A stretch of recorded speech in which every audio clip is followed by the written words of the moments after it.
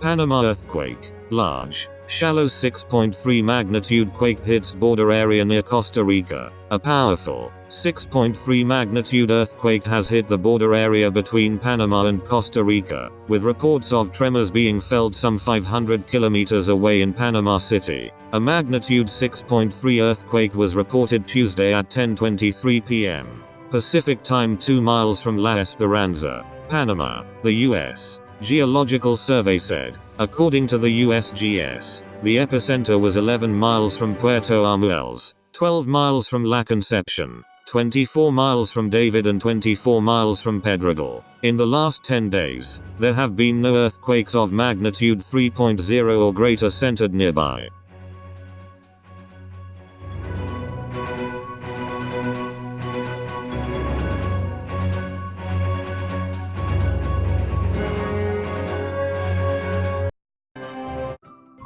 Thank you for watching. Please subscribe to us on YouTube. If you like, donate to us, visit home on the page PayPal.